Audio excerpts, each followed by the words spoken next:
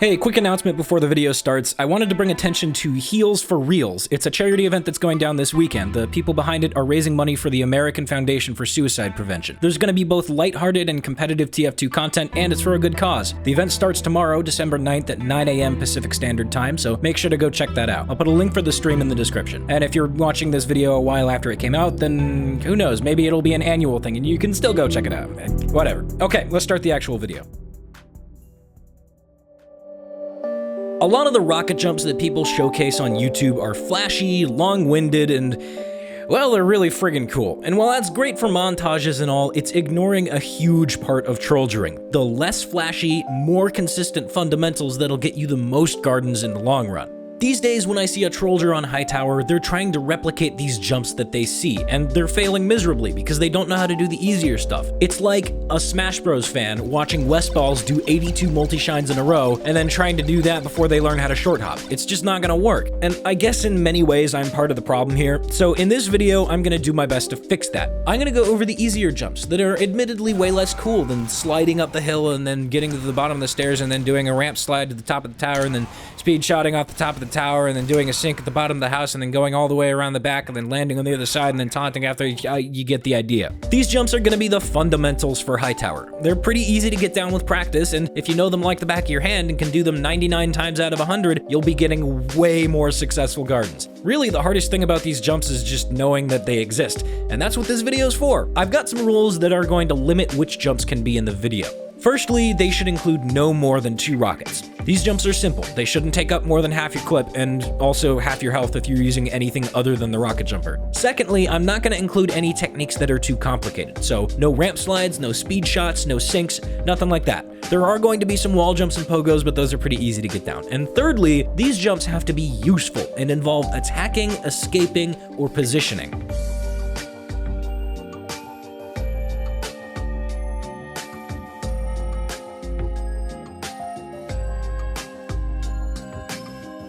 Okay, health packs. This section is going to have the most jumps by far because health packs are, to put it mildly, really important. They're useful to you, to your opponents, to everyone really. You're low on health and someone's chasing you, get your ass to a health pack. You're chasing somebody that's low on health, they're probably getting their ass to a health pack. Knowing how to get to these health packs from anywhere on the map is incredibly useful knowledge to have, and seeing as how Hightower is basically one big health pack, there's a lot of jumps to go over. Okay, first we're gonna start with these lower packs at the bottom of Tryhard Hill. People really like these packs since they're close to spawn and they have a full ammo kit right next to them. Suffice to say, you're gonna see a lot of people in this area. The first jump is just a short jump from Tryhard Hill. It's really simple. Just shoot a rocket behind you and strafe to the right towards the pack, or if you're on blue side, strafe to the left. This is useful to grab people who are going up the stairs towards the health pack itself, or if you strafe a little tighter, get people coming out of spawn. One thing to keep in mind with this is that your rocket placement is going to be a little bit different than a normal rocket jump. Remember, you're standing on an incline, so make sure to adjust your aim accordingly. You can also do this same jump from a little bit further back if you're coming from the top side. The only difference is that you're gonna jump off the wall, or the crates if you're on red side, and aim your rocket a little higher so that you move more horizontally. Remember, you don't want to clip that top lip right there because that'll stop you dead in your tracks. If you're coming from the shed with the large health pack, you can jump off of the wall here. This one is more useful as an escape tool if you're jumping from health pack to health pack, trying to stay alive from that one scout who chases you relentlessly after you market garden him once. Your rocket placement on this one should be relatively low, but not low enough so that you go really high and take fall damage. Remember to strafe to the left after jumping because you don't want to run into the wall or go off the cliff or anything like that. Other than that, this one's pretty simple. This next one is the first of the jumps that requires 2 rockets. You're gonna wall jump off of the logo on the wall here and then strafe over the wall that sticks out at the bottom of the hill. This one is really useful since people don't usually look up in this game.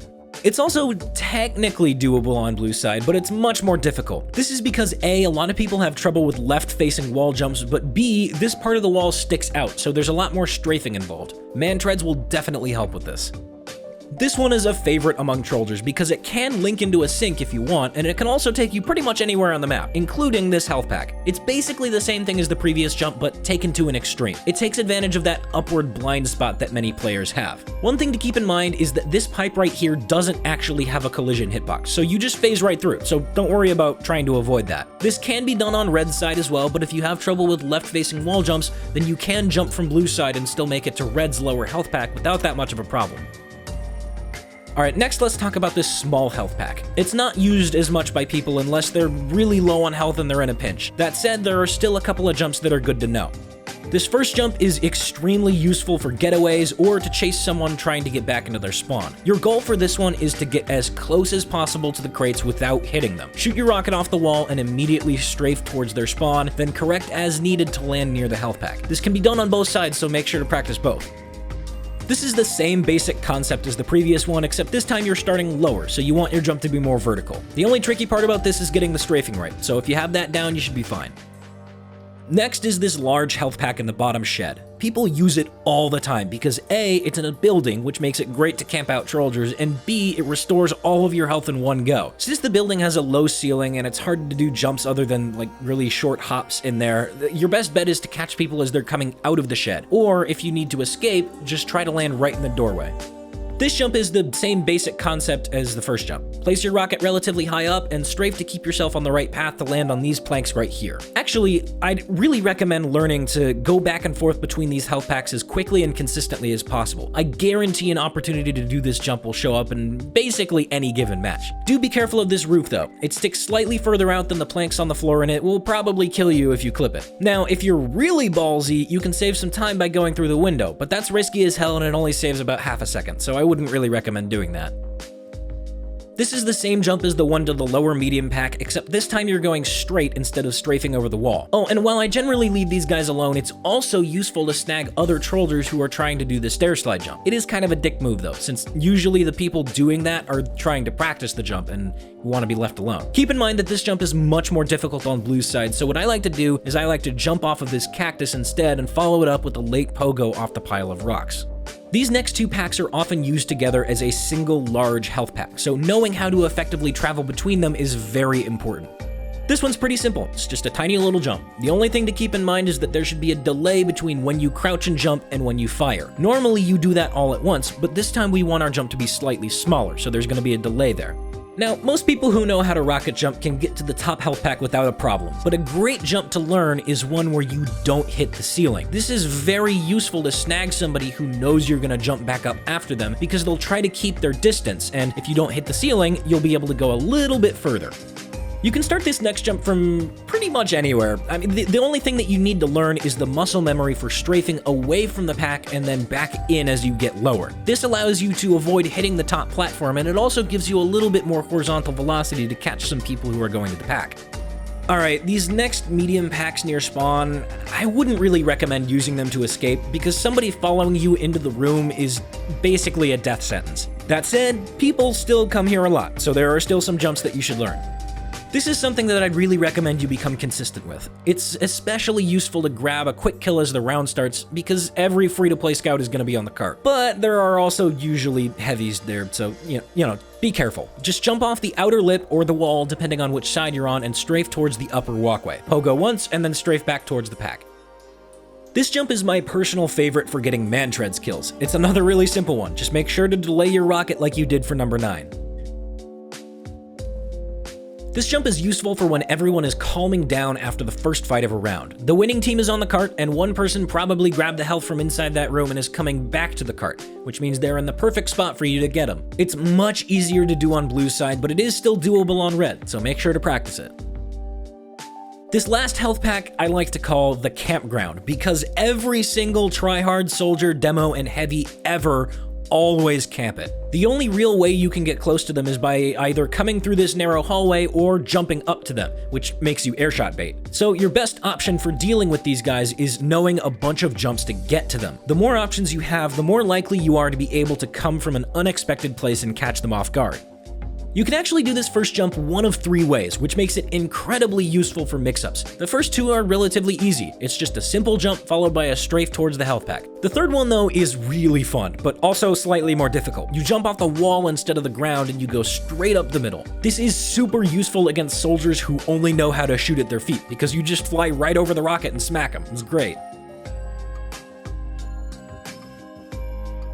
This is another one that's useful for mix-ups, but it's also kind of risky, because if the soldier or demo or heavy or whoever knows where you're coming from, you're as good as dead. Just do a normal rocket jump and strafe 180 degrees behind you. And if you want, you can change up your velocity a little bit by adding another rocket off this wall here. Believe it or not, it is possible to reach the top of the Hightower from back here, though you might not make it all the way to the health pack. Realistically, this is an extremely risky jump to take, and it will usually result in you getting airshot if the other guy sees you coming. So I'd really only recommend doing this one if either the person you're trying to garden is already distracted by someone else, or you need to make an escape after you jumped into their spawn. This one is a bit more useful than the previous jump since you get there much faster and you're harder to hit. Just place your rocket on this corner right here and then strafe outwards towards the pack. Simple stuff. Not very many people will expect you to come from here, so this is a nice jump to catch someone by surprise with. Successfully jumping this high is all about vertical velocity, so make sure to place your rockets accordingly. Oh, and do watch out for this roof. It can and will stop you dead in your tracks.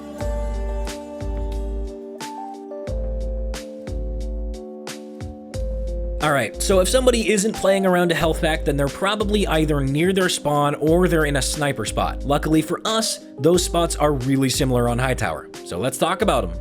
The Battlements. Yeah, you know, most of the super flashy jumps that you'd see in a montage will end on the Battlements, or they potentially could with some strafing. There are also some easier ways to get there though. They just look a little less cool. This is an incredibly easy jump that really just boils down to getting the muscle memory right. Just a single rocket off the wall and you're already there. If you have trouble with left-facing wall jumps, you can try doing this instead, but bear in mind that it'll take a little longer to set up, so it's more risky. This is another really simple one. The tricky part is getting the height right so that you can strafe a little further into the room in case the sniper backs up. I'd really recommend practicing this one until you can consistently land on any corner of the platform, as well as get a decent distance into the room. This is a very similar jump from the one that gets to the campground from the middle of the Hightower. It's super useful if a sniper is panicking and trying to get back to their spawn after you jumped at them. The ceiling is surprisingly high here, so you've actually got a lot of breathing room. Just place a rocket pretty low on the wall here and strafe outwards into the room. Nobody ever expects this one, which is why I use it all the time. But I guess now that I've said this, everyone will expect it. Shit. Next, well, you remember that single jump from the Battlements to get to the campground? Number 18? Yeah, well, if you pogo off the tower and then strafe back in, you can actually make it to the other team's battlements without a problem. This is a great one to start off a round with because snipers don't usually get this far and charge up a shot by the time you make the jump. The final hills for the cart, along with the exit to the back hallway, stick out just a little bit, making them prime candidates to wall jump to whichever battlement you choose. I like to use this one to get a little bit of extra height to take advantage of that vertical blind spot that people always seem to have. This is another favorite jump among Trollders. It can take you to the battlements extremely quickly. So quickly, in fact, that once you're in the air, it will be very hard for snipers to escape in time. There's nothing particularly special about this jump on red side, but on blue side, it will involve a left-facing wall jump. Or, alternatively, you could do a 360, and I've actually found that it's easier than a standard wall jump. And it looks cooler, so hey, win-win. This is essentially a shortened version of the super fancy ramp slide version that you see all the time in montages. Just do that one jump from before, number 15, but put another rocket at your feet once you get to the top. Once you do that, strafe towards whichever battlement you're trying to get to. This is a super useful jump if a sniper notices you on the tower and is charging up a shot, because a lot of them expect you to come out from lower and do the wall jump one that I just showed you. So it's a great mix-up. You know, when it comes to mid-spawn, come to think of it, most of the jumps going there are the exact same ones as the ones that go to the battlements, just with slightly different strafing. You know, you've got the single jump from the Hightower, you got the single jump from underneath the battlements. You got the reverse version of the one where you jump up the stairs. You just jump down them this time. You got the pogo from your battlements. The wall jump from the center walkway. The wall jump from the lower Hightower. And the pogo from the lower Hightower. So, yeah. Yeah, these are basically the same. Even so, I'd recommend you get them down as well because the strafing is a little bit different. Alright, lower spawn. The lower spawn exit is indoors, so there aren't nearly as many ways to approach here. Even so, there are a couple of ones that I would recommend practicing. This jump is pretty easy to get down, but it's probably the least practical jump on this list. It's really only useful if you're chasing someone back into their spawn, or you have an incredibly hard read on someone coming out of their spawn that's probably just dumb luck. Still though, landing one of these feels great. Just put a rocket at your feet and then strafe to the right or to the left, depending on which side you are, and yeah, that's it. This next one is really fun to use when someone's chasing you. It's like the Trolldier equivalent of a corner stab.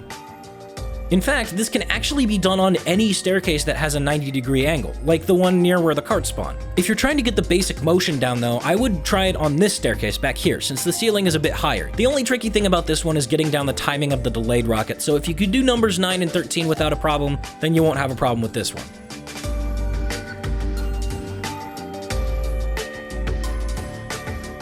Alright, lastly, I just want to add in a couple more jumps for some specific situations that come up pretty frequently when you're playing Hightower. Firstly, there's the jump that I like to do when there's a pyro hiding around the cliff wall. Pyros love hiding behind this cliff wall, and they always get super focused on people coming around the corner so that they can just spam air blast over and over and over. Because of that, they very rarely look up, so I would strongly recommend that you become consistent with jumping over this wall from either side. And lastly, I'm going to go over one of the most common and dangerous situations I get into as Trolldier, which is the one where I'm stuck inside the Hightower and the health pack at the campground is still respawning. If this is the case, there are a couple of escape routes that you can take, but the one with the most options is this jump. It's mostly horizontal and you can pogo off the rocks and then strafe left or right to get to whichever lower health pack you want. Alternatively, you can strafe towards one of the entrances to the lower shed and get the large health pack. It's really up to you.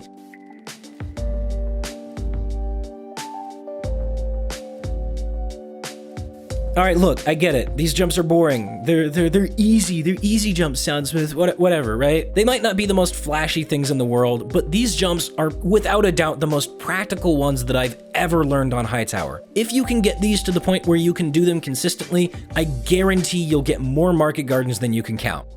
Actually, you know what? I guess you could count them because stranges are a thing.